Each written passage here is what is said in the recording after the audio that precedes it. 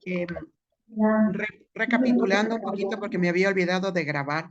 Estamos viendo en la página 8, en el párrafo 3, contando desde abajo, que la interpretación bíblica es la hermenéutica y que la interpretación bíblica como disciplina puede ayudar a cualquier texto que esté escrito, texto en internet, texto escolar, texto de la Biblia, cualquier texto. ¿Listo? Pero en nuestro caso, la hermenéutica la estudiamos para analizar los textos de la Biblia. ¿Listo? Entonces, ¿qué es la hermenéutica? La hermenéutica es la interpretación bíblica. Vámonos a la página 9.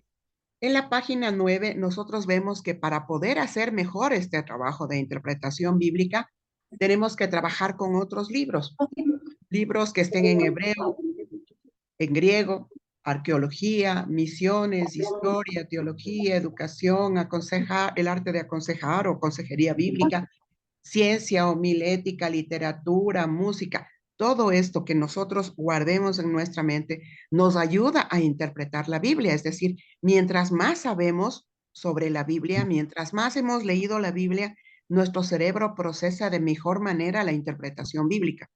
Si nosotros conocemos poco, sabemos poco, etcétera, evidentemente nuestra interpretación bíblica va a ser muy limitada o hasta equivocada.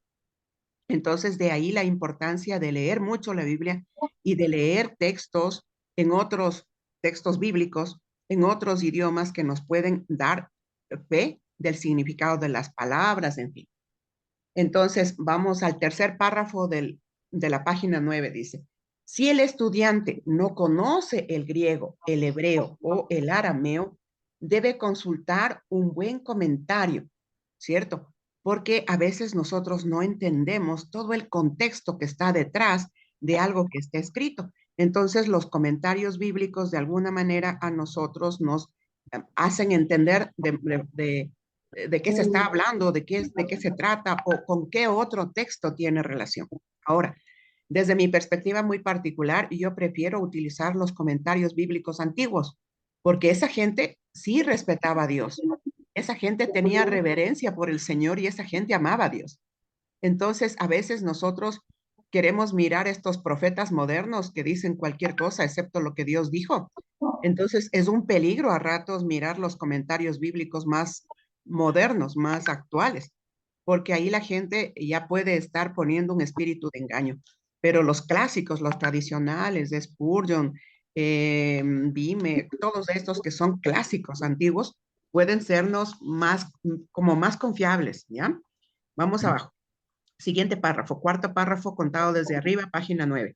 Cuando el estudiante no tiene acceso a los comentarios, es decir, un comentario bíblico está sobre los $45 y alguien dice está muy caro, o alguien ve en internet, o alguien no puede encontrar en internet, o alguien no puede encontrar, a pesar de que nosotros hemos visto, por ejemplo, el Sword, y ya les mandé cómo entrar, les mandé cómo instalar el Sword. Evidentemente el Word original está en inglés, entonces hay que ponerlo en español y hay que cargar las Biblias en español. Pero ustedes pueden entrar a bibliatodo.com, bibliatodo.com tiene diccionarios, bibliatodo.com tiene comentarios bíblicos y son interesantes. Dios mediante, esperemos que no se contaminen, pero bueno, por lo pronto una herramienta así más cercana, bibliatodo.com. Entonces dice aquí, cuando el estudiante no tiene acceso al comentario, la mejor alternativa será leer el texto bíblico en varias traducciones para entender bien su sentido. Entonces, a ratos nosotros podemos no tener varios comentarios o varias fuentes de donde podamos entender de qué está hablando el texto bíblico. Y antes de predicar y enseñar algo que no esté bien, es preferible leer en varias versiones y hacer un estudio anotado, ¿no? De qué está hablando para no hacerle decir a la Biblia lo que no dice. Y otra parte, abajito, en el siguiente párrafo dice, el intérprete debe esforzarse por aprender todo lo que pueda de las materias antes mencionadas. Sin embargo, la hermenéutica examina especialmente las reglas de interpretación. Mire lo que hace la hermenéutica. examina las reglas de interpretación relacionadas con las características del lenguaje humano. No importa si proceden de la literatura sagrada o secular. Entonces, ¿qué hace la hermenéutica? Examina las reglas de interpretación relacionadas con el lenguaje. Es decir, mira las palabras escritas. Eso es lo que hace la interpretación bíblica. ¿Qué está escrito? No, qué es lo que se dice, sino qué es lo que está escrito en la palabra. Y ahí nosotros leyendo, hacemos exégesis, miramos por poco el significado de cada palabra involucrada y encontramos perlas preciosas en la palabra de Dios, porque la palabra de Dios es perfecta, perfecta al extremo, como yo nunca he podido imaginar que algo pueda ser perfecto, así es la Biblia. Y ahí está, cuando uno va buscando, escudriñando, sacando el significado último de cada palabra, de cada expresión, de cada contexto, uno recibe una revelación impresionante de parte del Espíritu Santo. ¿Listo? Entonces, anoten por ahí que es importante estudiar otras materias, que es importante, si es posible, ¿no es cierto?, conocer el hebreo, el griego, la arqueología, otras cosas que a nosotros nos hagan reflexionar sobre lo que está diciendo la palabra, que nosotros debemos utilizar comentarios bíblicos confiables y que nosotros, si no tenemos eso, deberíamos leer los pasajes que estamos analizando en varias versiones de la Biblia. ¿Ya? Eso es súper importante dentro de la hermenéutica. Anoten todo eso que vimos, ¿no? Como que hay una idea en estos 4 párrafos, hay una idea en cada uno. Entonces, anoten esas 4 ideitas relacionadas con la hermenéutica. Y me avisan, por favor, cuando ya estén listos para pasar a otro tema. Profe Malú, tenga la bondad de repetir esos 4 puntitos. Son la página 9, los 4 primeros párrafos. En el 1 que dice que tenemos que aprender muchas cosas para poder entender lo que está en la Biblia, ¿no? Segundo, que debemos consultar un buen comentario bíblico confiable, tradicional, formal, ¿cierto? Ese es el segundo. La otra es leer varias versiones de la Biblia para un mismo texto.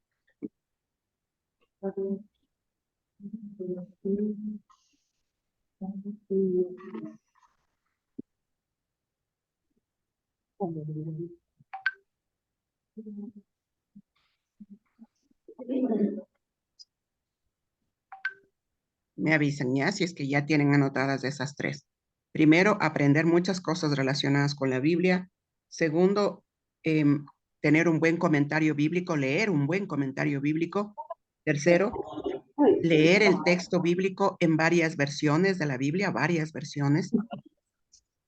Y cuarto, recordar que la hermenéutica tiene que ver con el lenguaje, con las características del lenguaje humano.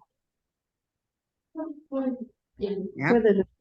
Lo que está escrito, eso es lo que nosotros analizamos dentro del lenguaje, dentro de lo que está escrito, eso es lo que analiza la hermenéutica. ¿Listo? Ahí están las 4 ideas de los 4 primeros párrafos. Ustedes subrayen ahí y luego lo van pasando a su hojita, ¿listo?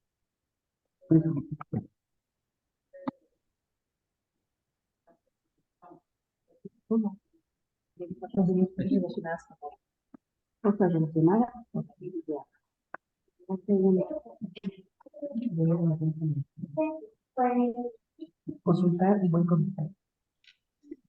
Revisar comentarios bíblicos. Revisar varias versiones de la Biblia. Eso es, díganlo fuerte para que los compañeros puedan anotar si de pronto no lo anotaron todo. Hay varias cuestiones para un mismo texto, es la 3. Y 4, recordar que la hermenéutica tiene que ver con características del lenguaje humano. Examina especialmente las reglas de interpretación relacionadas con las características del lenguaje humano. ¿Cuatro qué? Los cuatro. ¿Cómo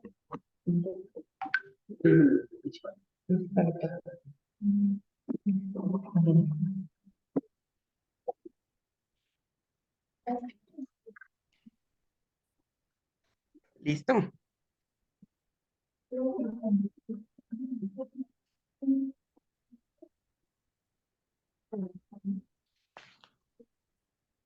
¿Ya tiene? ¿Cuál falta? ¿Estamos? Ya su resaltadorcito, porque con el resaltador usted va resaltando y luego va sintetizando y va anotando en su hojita. ¿Listo?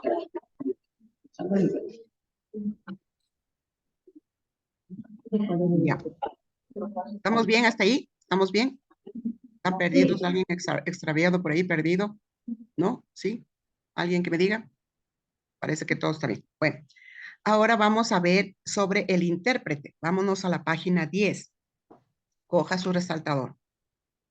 Entonces, abajito de donde está el título, el intérprete, dice, si reconocemos que el estudio de la hermenéutica es necesario para entender la Biblia, ¿ya? Entonces anotemos que la hermenéutica es importante para entender la Biblia. Sin hermenéutica no entendemos la Biblia. Entonces, ¿cómo enseñamos? ¿Verdad? Entonces, dice, si reconocemos que el estudio de la hermenéutica es necesario para entender bien la Biblia, podemos ver también que una interpretación adecuada está al alcance de aquel que quiere esforzarse por aprender sus reglas y ser diligente en su aplicación. Entonces, nosotros tenemos que trabajar para entender los versículos bíblicos. Evidentemente, el Espíritu Santo de Dios es nuestro ayudador. Amén, por supuesto. Pero nosotros como humanos tenemos que hacer nuestro trabajo. La búsqueda de la verdad de la Biblia, no confiarnos de que vimos una prédica en internet y que estuvo bonita y que anoté los versículos y repito la Biblia, la prédica en mi congregación. O que de pronto me gustó una prédica que estaba en internet escrita, copio los versículos, leo en la congregación y les digo, gracias hermanos por haber venido, hasta luego, y les mando, porque no es eso lo que Dios quiere. Y eso hemos conversado de que nosotros somos simples mensajeros de la palabra, somos carteros, somos DHL, somos tramacos, somos servientrega de los mensajes de Dios. Es Dios quien genera el mensaje, es Dios quien nos hace entender, pero para eso nosotros tenemos que buscarle a Dios y trabajar buscando lo que dice la Biblia, ¿no es cierto? Evidentemente Dios nos habla, por supuesto, yo estoy absolutamente convencida de eso, pero nosotros tenemos que ser buscadores de tesoros en la Biblia. Mire lo que dice acá, pero requiere que el intérprete mismo comience su trabajo siendo preparado para él espiritualmente. Entonces, pedirle a Dios con todo el corazón que nos prepare espiritualmente, que nuestro espíritu esté apto para entender, para escuchar la voz de Dios a través de lo que vamos leyendo. Y eso es determinante. El intérprete no puede imaginarse que la palabra dice o interpretar de acuerdo a sus malos pensamientos, a sus concupiscencias, dice la Biblia, ¿cierto? Nosotros no, con temor y temblor tenemos que tener mucho cuidado de lo que nosotros leemos, entendemos y compartimos a otras personas. Acuérdense de la primera clase que tomamos del seminario bíblico cuando yo les decía ese versículo que dice que no os hagáis muchos maestros porque tendréis mayor condenación. Por supuesto, si es que nosotros torcemos la palabra, claro está que Dios no nos va a felicitar, ¿no? No nos va a felicitar por torcer la palabra y decir lo que no ha dicho Dios. Entonces, espiritualmente, el intérprete tiene que estar preparado. Eso anótelo ahí, ¿no?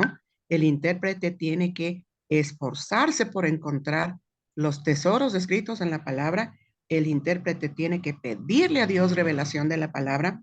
El intérprete tiene que estar preparado espiritualmente para interpretar la palabra. Entonces, no es la primera persona que pasa por la calle la que lee la palabra y dice, Dios me dijo, espérese un ratito, espérese. Asegurémonos de que lo que estamos diciendo realmente es lo que Dios quería, ¿ok? Por eso es que usted cuando tenga su congregación o esté en una congregación, no le preste el púlpito a la primera persona que aparece por ahí caída del cielo y le diga, sabe que yo vengo a predicar en su iglesia, oh, le felicito, pero usted no le conoce a esa persona y no sabe qué es lo que puede decir ahí.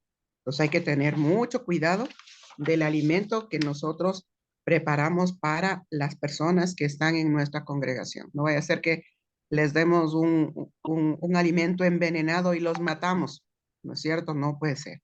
Es una responsabilidad de la persona que está en la congregación el saber qué alimento espiritual estamos pasando, ¿ok? Vámonos a la página 14, en relación con esto.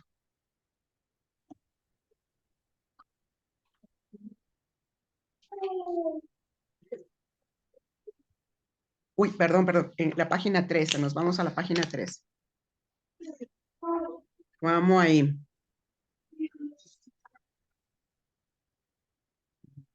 Ya. Vamos cogemos nuestro resaltador, estamos primero, segundo, tercero, al cuarto párrafo. Dice ahí, las reglas de la hermenéutica pueden compararse con una caja de herramientas. Cuando el maestro carpintero comienza a construir una casa o un mueble o hacer alguna reparación, primero considera los problemas que el proyecto representa. Luego escoge las herramientas que cree que le han de ayudar más. Esto es exactamente lo que hace el intérprete. Considera el problema o problemas presentados por el texto, ¿cierto? Luego escoge las reglas que parecen ser más indicadas para resolverlo. En algunos casos, el intérprete verá que es necesario probar a manera de ensayo varias reglas antes de encontrar aquella que mejor se aplique, así como el carpintero usa el formón, el cepillo, la lija, el martillo, el serrucho. Tiene varias herramientas. Entonces, uno puede ser el diccionario, una herramienta puede ser buscar en el diccionario de la Real Academia de la Lengua, puede ser buscar en el diccionario bíblico, buscar en el comentario bíblico, buscar en varias herramientas que uno tiene a la mano para entender ese versículo perfectamente. Yo les comentaba alguna vez que me llegó un librito por internet, encontré un librito por internet que me hacen acuerdo, por favor, hermanas que van a trabajar la tesis sobre mujeres, que es maravilloso. Cada día es como un devocional. Cada día uno lee un versículo, pero al leer esos versículos, Dios mío, una presencia de Dios tan impactante leyendo esos versículos que uno las ha leído, pero que nunca se ha dado cuenta de la riqueza espiritual que tenían y cómo eso ministra el corazón de las mujeres. Es impactante, impresionante, de verdad. Entonces, miren que nosotros podemos transformar nuestra propia no, nuestra propia vida en primer lugar. ¿Por qué? Porque esto es algo que nos atraviesa, la palabra de Dios nos atraviesa como cuchillo caliente en mantequilla, ¿no? Y nos deshace, nos transforma, nos cambia. Entonces, estas pequeñas herramientas que nosotros hemos visto, el cómo ir entendiendo lo que está diciendo Dios, pueden ser vitales para ver qué está diciendo la palabra de Dios en ese texto, ¿ya? Ahora sí, nos vamos a la página 14. La página 14 habla sobre el espíritu correcto. Y vamos a leer el versículo no, vamos a leer el párrafo 4. Párrafo 1, 2, 3, el cuarto. Dice, el espíritu correcto sigue a la presencia personal del Espíritu de Dios en el que piensa interpretar su palabra. Sin el Espíritu de Dios, ¿no es cierto? Sin el Espíritu de Dios, el individuo no debe considerarse cristiano. Mire lo que dice, no debe considerarse cristiano. Peor hijo, ¿cierto? Porque uno puede decir, yo soy cristiano porque voy a la iglesia católica, ¿verdad? Pero mire lo que dice aquí, sin el Espíritu de Dios, el individuo no debe considerarse cristiano según la enseñanza de Pablo en Romanos 8:9. Los que quieren enseñar a otros sin tener el Espíritu de Dios serán ciegos, guías de los ciegos. Fue para los seguidores de Cristo, para que los seguidores de Cristo pudieran entender las cosas de Dios, que Él les dio su Espíritu Santo, ¿no? La lista de los textos bíblicos que apoyan estas verdades es larga, pero véanse especialmente los siguientes. Entonces vamos a ver en nuestra Biblia Juan 14:17, ¿ya? Juan 14, 17. Miren lo que dice aquí que es importante, ¿no?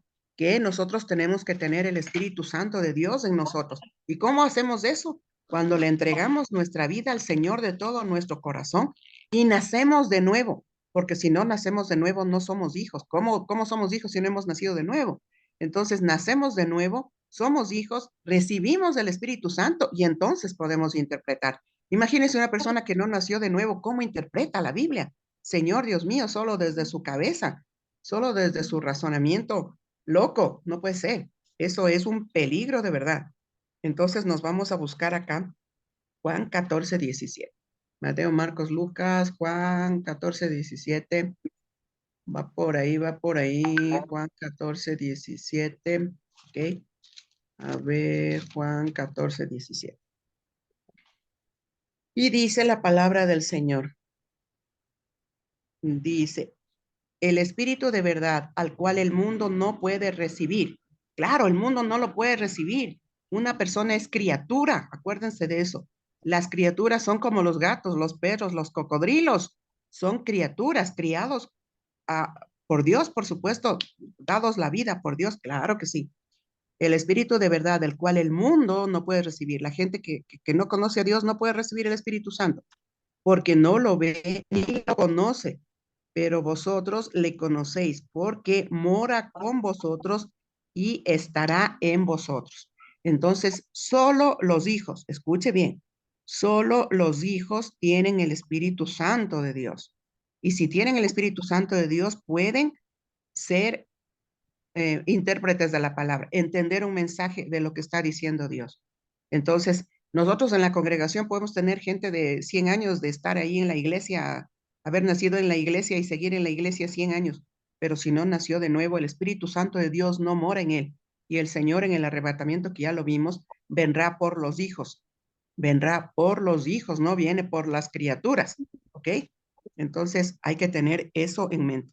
Entonces, el espíritu correcto implica, ¿no es cierto?, que nosotros tengamos el Espíritu Santo de Dios como nuestro ayudador. Anótelo, por favor. ¿Ya? Primera cosa que nosotros tenemos que tener para poder interpretar la palabra es el Espíritu Santo de Dios morando en nosotros. ¿Y eso qué es? Que nosotros seamos hijos. Si nosotros no somos hijos, no tenemos el Espíritu Santo de Dios morando dentro de nosotros. No somos templo del Espíritu Santo, no somos nada. Pero cuando el Espíritu Santo viene, ahí nosotros tenemos un ayudador para interpretar las escrituras. ¿Listo? Vamos al otro. Siguiente versículo, siguiente párrafo. Dice, como fruto de este primer don del Espíritu de Dios, el intérprete debe manifestar un espíritu de humildad. Segunda cosa que nosotros debemos hacer es tener un espíritu de humildad y una mente lista para recibir las enseñanzas del Señor. Entonces, otro requisito. Primero, recibir el Espíritu Santo de Dios, que el Espíritu Santo more en nosotros.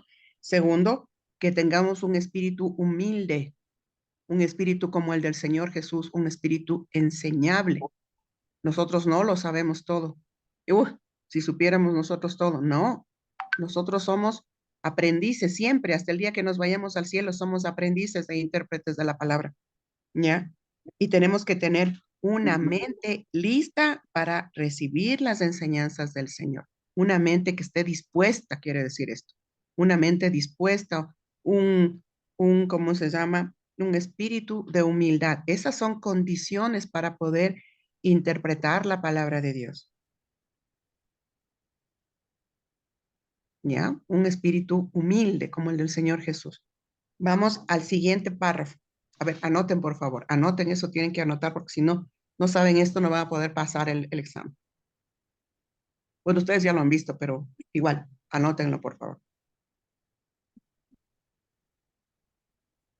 Ya, vamos a la tercera cosa. Primero, Espíritu Santo, segundo, espíritu de humildad. Tercero, mente dispuesta para recibir las enseñanzas de Dios. Vamos al cuarto. Dice, el intérprete debe exhibir también la humildad delante de otras personas. Humildad, espíritu humilde es una cosa, y humildad delante de otras personas. ¿No es cierto? Nunca ponerse autosuficiente, yo lo sé todo, escúchenme a mí. No, no es así. Exhibir también humildad delante de otras personas en vista de que ellas también pueden tener la mente dotada por el Espíritu Santo. No sabemos si alguien tiene más revelación que nosotros, ¿verdad? Con frecuencia, otros lectores de la Biblia tendrán mejor comprensión de algún texto y solamente la humildad permitirá al intérprete aceptar la verdad que Dios le da, que Dios le ha revelado a otro, ¿ya? También Dios le revela a las personas que están al lado nuestro, ¿no es cierto? No es solo yo, ¿ya? El intérprete nunca debe pensar de sí mismo como infalible. Nosotros sí nos equivocamos, aun cuando esté seguro de que ha descubierto alguna verdad que el Señor le ha revelado. ¿Te acuerdan cuando conversábamos sobre el arrebatamiento? Que hay gente que dice haber estudiado desde las escrituras hebreas más antiguas y que sabe la fecha en que el Señor Jesús volverá. Y nosotros veíamos lo que decía la palabra, ¿se acuerdan? De que nadie sabe ni la hora ni la fecha, ¿no? Y que solo el Padre que está en el cielo lo sabe. Entonces, a lo mejor nosotros podemos creer que lo hemos logrado, pero no, no es cierto. Entonces, miren esta otra cosa. La cuarta cosa era tener una humildad delante de otras personas. Es la cuarta condición o requisito para tener el espíritu correcto para interpretar las escrituras. ¿Listo? Miren, acá abajito en el último párrafo abajo dice, el apóstol Pablo nos ha dado un hermoso ejemplo de este espíritu en Galas 1:11, 12. Pablo había recibido su evangelio directamente de Dios. Acuérdense que Pablo fue llevado al tercer cielo y Dios mismo le explicó a Pablo. Tal vez le haya explicado más de lo que le explicó a los otros discípulos que estaban con él 3 años acá. ¿Por qué? Porque Pablo tenía un conocimiento previo tenaz sobre las escrituras. Entonces el Señor le llevó a Pablo al tercer cielo y ahí le explicó, le dio clases particulares a Pablo para indicarle qué es lo que estaba queriendo transmitir a la humanidad, que a lo mejor los pecadores, no los pecadores, no, los pescadores que eran sus compañeros durante 3 años no lo acabaron de entender bien, pero Pablo sí lo entendía, ¿cierto? Sin embargo, miren eh, lo que dice Pablo, ¿no? Para no correr o haber corrido en vano, ¿no es cierto? Él tenía un temor reverente de no comunicar lo que el Señor le enseñó en el cielo.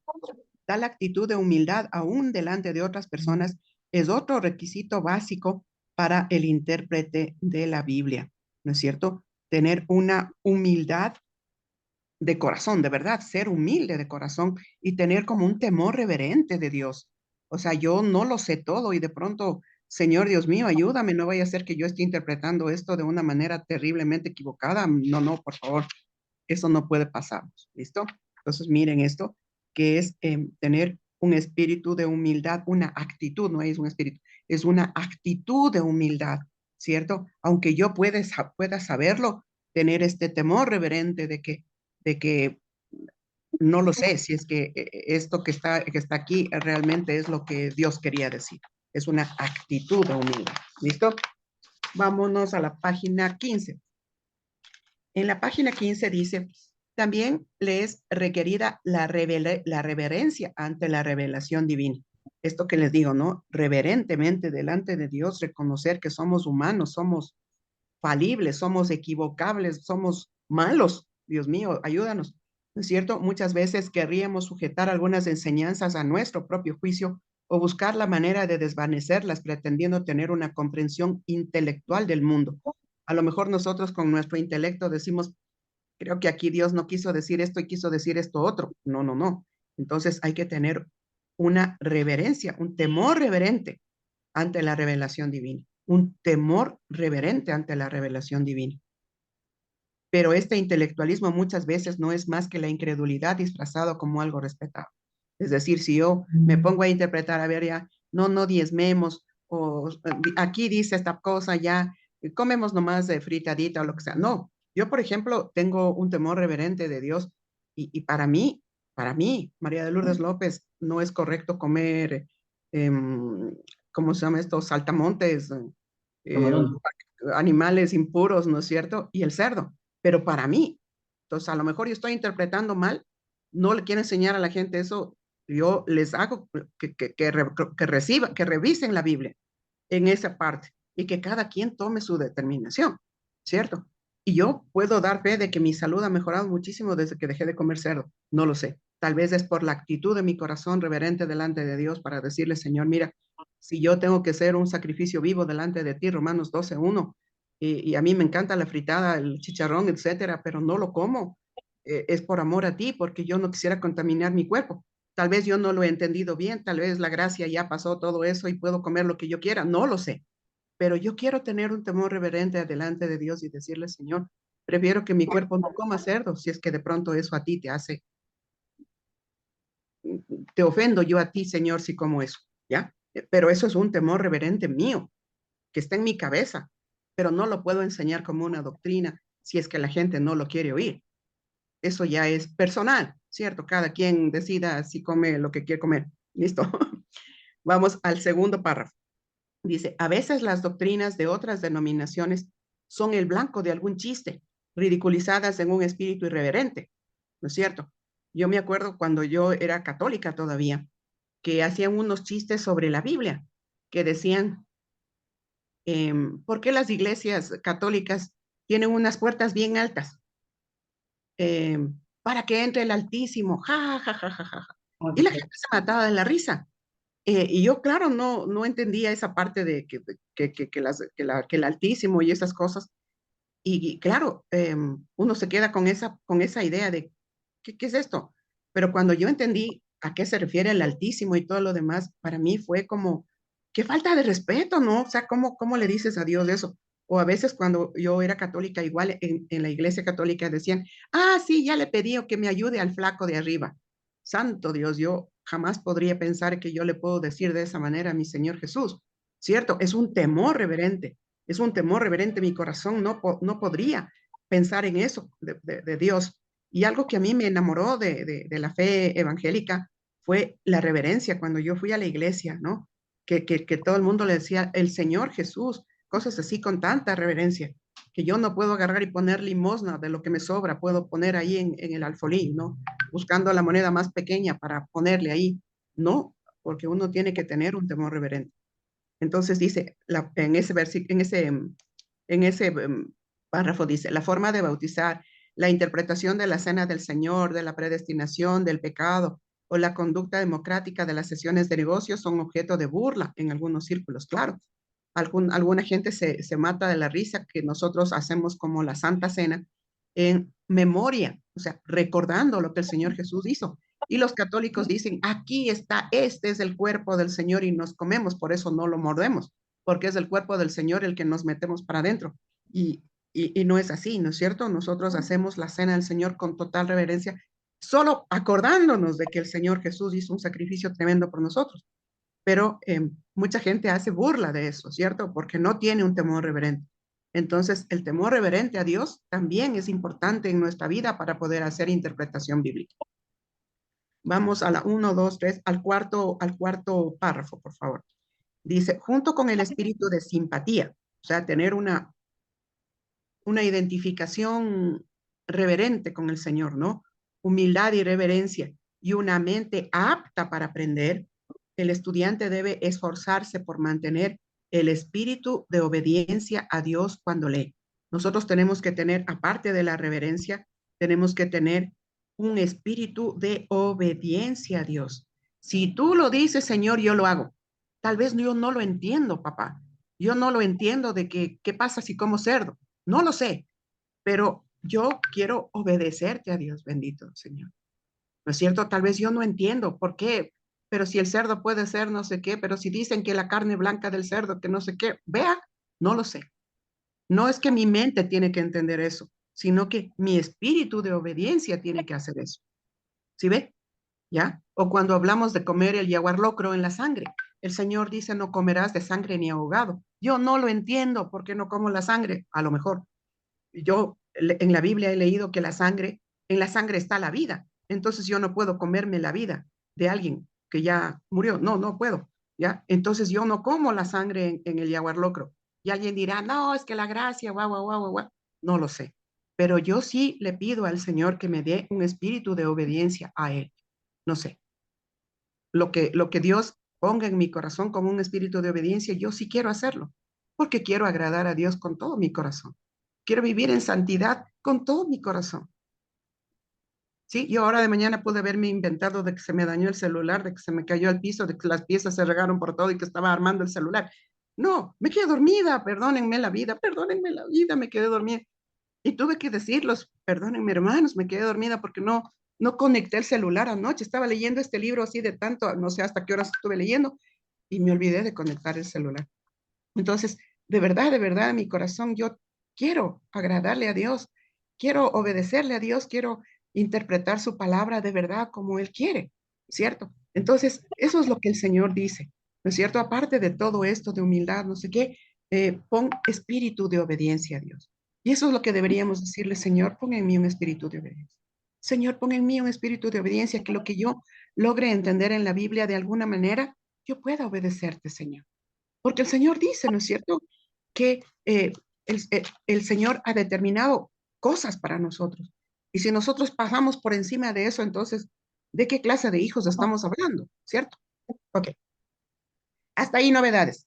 ¿Cuántas cosas anotamos de cómo tiene que ser nuestro espíritu cuando interpretamos la palabra de Dios para enseñar? ¿Qué nomás anotamos? A ver. 6. Yo 6, tengo ya, ¿qué 6. nomás? Espíritu de Dios, ¿qué más? Que el Espíritu de Dios muere en nosotros. 2,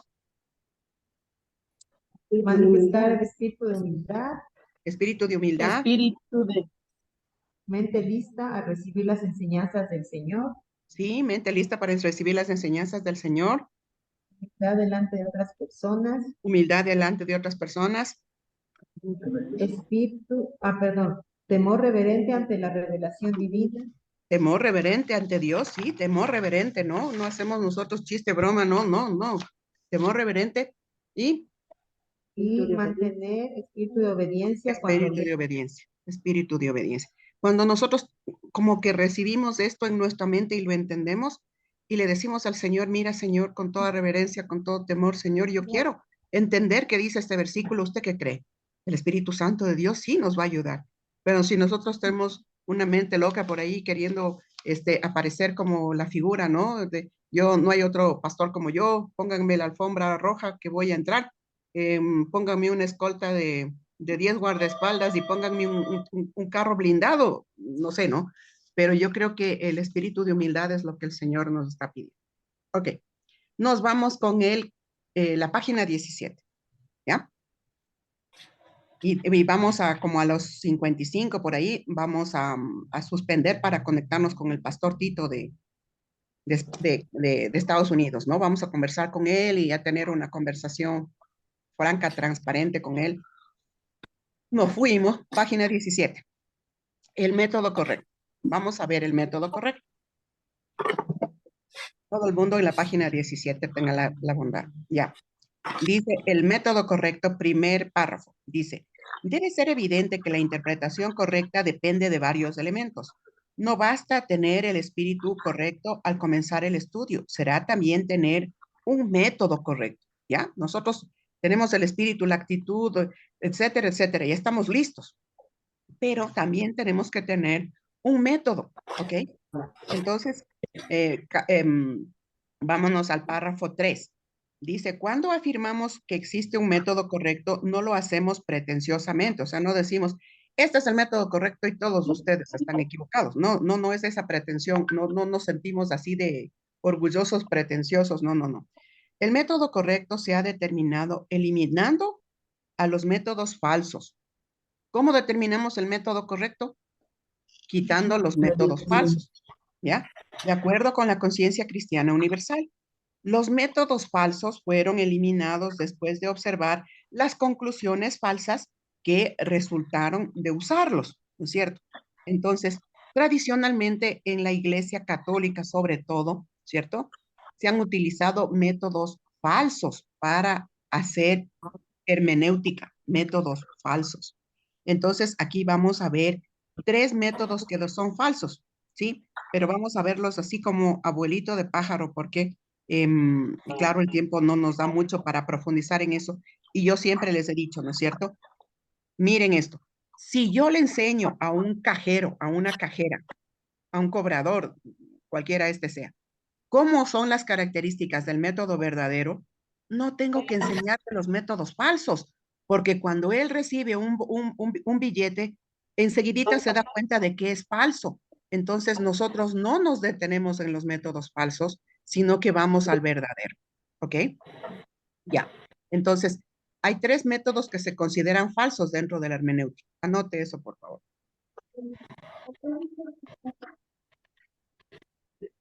Hay 3 métodos que son falsos dentro de la hermenéutica.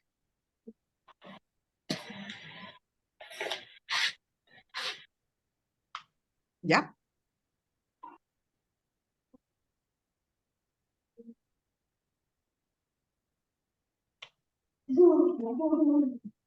Entonces, el primero es el método racionalista.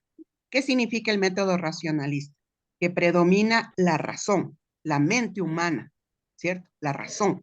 Racionalista, razón, ¿ya?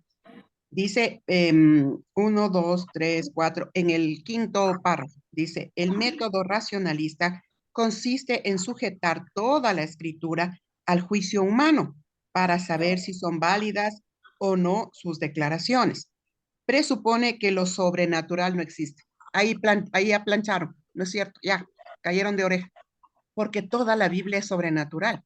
Y si es que ellos piensan que lo sobrenatural no existe, método falso, se acabó. O sea, que ellos se pongan a decir, ay, pero ¿cómo es que Jesús caminó sobre el agua? Eso es imposible. Las leyes de la física dicen que el peso humano sobrepasa la tensión superficial del agua, entonces Jesús nunca caminó. Este versículo lo vamos a quitar porque racionalmente, desde el racionamiento humano, eso no es posible. Quitado.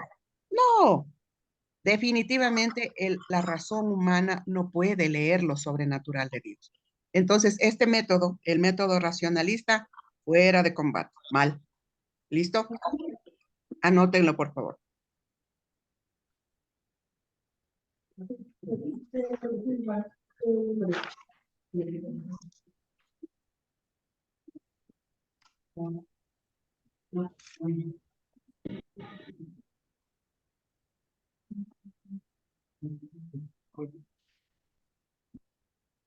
¿Ok?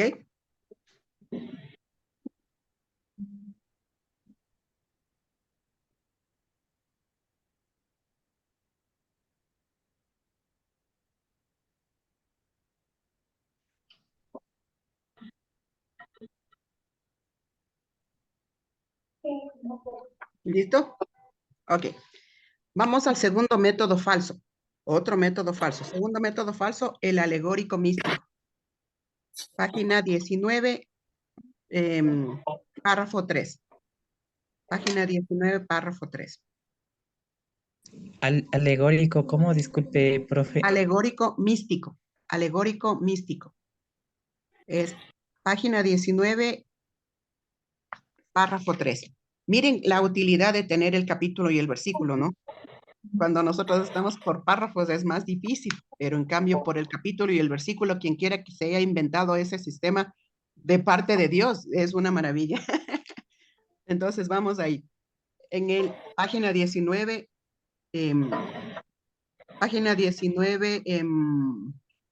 párrafo 3. Dice, el método alegórico místico es otra manera, un minutito que se me fue. Dice, es otra manera de interpretar la Biblia. Este considera que toda la Biblia fue escrita con una serie de alegorías. Insiste en que no es el significado natural y evidente, o sea, como que todo es un cuentito de hadas. Eso quiere decir de alegorías, ¿no? Como historias místicas, una cosa así. Insiste en que no es el significado natural y evidente el que da a la Biblia su importancia, sino el sentido místico, ¿no? Para ello, místico significa oculto, espiritual. Entonces vamos a ver un ejemplo. 1, 2, 3, 4, 5, en el sexto párrafo de la página 19. Sexto párrafo de la página 19, para entender qué es este método alegórico místico. Dice, un ejemplo de la forma en que el método alegórico místico se emplea se ve en el trato dado a la experiencia de Daniel en el foso de los leones. Para los intérpretes que usan este método, Daniel nunca estuvo en el foso de los leones, sino que se encontró preso por las tentaciones y debilidades comunes entre los hombres. Y estas debilidades, estos pecados, estas debilidades comunes de los hombres, se representan por los leones. Entonces, pobrecito, él estuvo ahí atrapado por sus tentaciones. Por medio de la fe, Daniel salió ileso. Sus enemigos, sin embargo, cayeron víctimas de esas tentaciones. La lección que encuentran en la historia es esta, que solo aquel que tiene fe en Dios puede salir triunfante sobre las dificultades de la vida. No es eso. Nosotros sabemos que sí estuvo físicamente, de verdad, Daniel, en el foso de los leones, y los leones le respetaron la vida porque él era un hombre protegido por la presencia de Dios, ¿cierto? Y aunque los leones no habían comido una semana, creo, ahí estaban que comían, aunque sea un mosquito que pasaba, le respetaron la vida a Daniel por la presencia de Dios en él. Tremendo. Pero los que consideran este método dicen, nah, es una representación. Los leones en realidad eran sus tentaciones, sus posibilidades de pecar, sus debilidades, etcétera. Pero no, nosotros sabemos que sí, que él estuvo metido en un foso con leones hambrientos. Entonces, evidentemente, el método alegórico místico es falso. ¿Listo?